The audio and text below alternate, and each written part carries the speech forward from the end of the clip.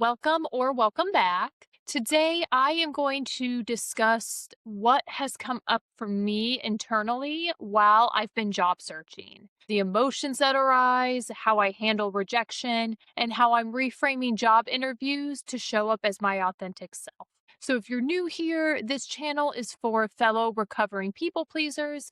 I use real moments from my day to day life to reflect on what worked, what didn't, and what I'm learning as I'm deconstructing fawning and living more authentically. So, I have been employed from full time work for about 3.5 months now, and I have been consistently applying and job searching during that time. And honestly, job hunting is awful. I would not wish it on anyone. For me, it brings up so many thoughts and feelings, ranging from imposter syndrome, thoughts of like, am I even good enough? Will people even like me? To very real survival anxiety, like, can I afford rent? Or how long is this going to take? So I've been going through a bit of an identity crisis, to be honest. When you don't have a job title or a clear answer to people's questions, like, what do you do?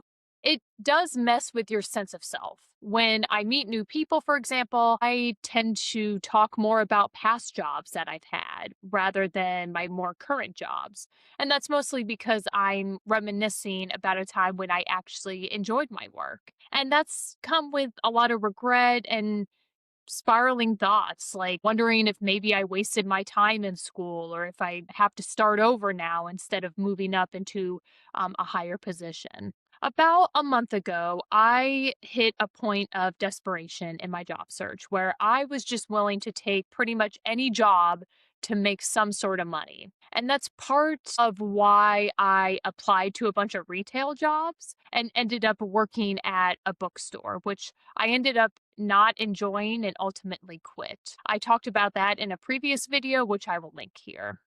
And some of that desperation still exists now. I won't pretend that it doesn't. I am really lucky in that I have some savings and that my boyfriend has been able to help financially, which eases some of that anxiety. But I've been working since I was 17, and sometimes I've had multiple jobs at the same time. So not having a job feels really strange to me. Like, I don't have that external proof that I'm being productive or valuable in society. And that's really rough. And just all this to say that job searching has always been hard for me. And it's not because I don't know how to do it, but because of all of the emotions that it brings up. I have anger, regret, grief over not being able to have a career that I fully enjoy. And the jobs that do really interest me, they often require more education, which opens a whole nother can of worms emotionally for me. Historically, in my job searches, my strategy has been to just avoid thinking about it too much.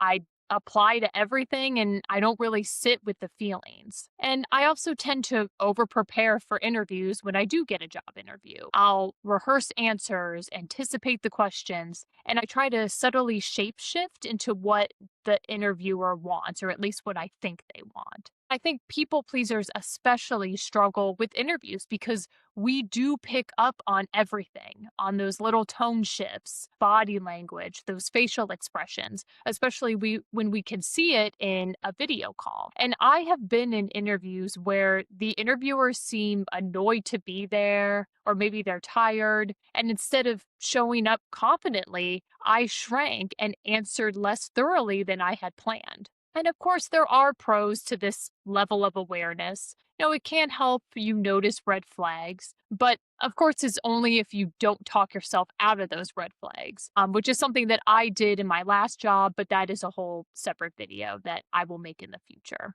And I think as recovering people pleasers, a lot of us feel this need to prove our worth to other people and sometimes even to strangers. We learned really early on that approval was conditional. You get it after you accomplish something, after you have the right credentials, and after you can prove that you deserve it. And yes, some jobs do require credentials. That part is real. But during job hunting, I think we often sell ourselves short. We wait for someone to ask about our accomplishments instead of advocating for ourselves. because speaking up and especially talking about ourselves can feel uncomfortable or even vain. So, one thing that I'm trying to do differently now is slowing down when I apply. I still tailor my resume, I use language from the job description. That's just part of the process. But I also check in with my body. Am I excited about this role or am I just applying to check a box? Sometimes you do need to apply to jobs that aren't exciting, especially in this market. But I'm trying to prioritize quality over quantity when I can. I'm also approaching interviews differently. In the past, I would shapeshift very, very hard. I would maybe be more serious or maybe laugh at a joke that I didn't find funny just to be whoever I thought would get me hired. And sometimes I do this even for jobs that I didn't want, just for the validation of being wanted. And in my most recent job interview, something interesting happened. So the job was in my field, but I wasn't excited of it. I prepared, I answered their questions, but when it came for me to ask them questions, I realized I didn't actually care about the answers. I felt this pit in my stomach that said, you would be miserable here. And ironically, once I stopped caring about what they thought of me, the interview felt better. My questions were more honest and I felt more grounded and true to myself. And I'm still applying to those kinds of jobs, but they don't get the same amount of emotional energy as the ones that I'm genuinely excited about. And for the roles that I am genuinely excited about, I am speaking up, even about things maybe they didn't ask about. I am telling them why I'd be a strong hire, even if it feels uncomfortable. I am done selling myself short. And I'm also learning to reframe rejection. Rejection is something that just happens as you job search. And a lot of times, rejection, it's not personal. Companies, a lot of times, hire internally. They already know who they want. Another candidate might have one specific skill that you don't.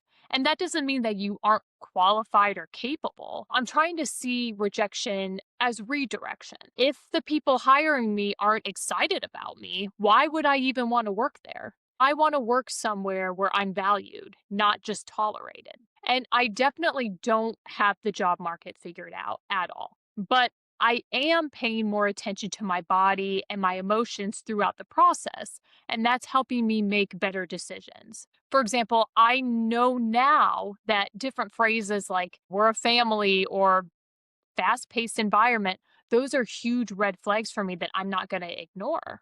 And so I'm finally being honest with myself about what kind of work actually feels fulfilling to me. So if you are job searching and struggling, especially if you're a people pleaser, you're not alone and you're not broken. This process is really hard and it brings up a lot of feelings. So thank you for being here, and I'll see you in the next one.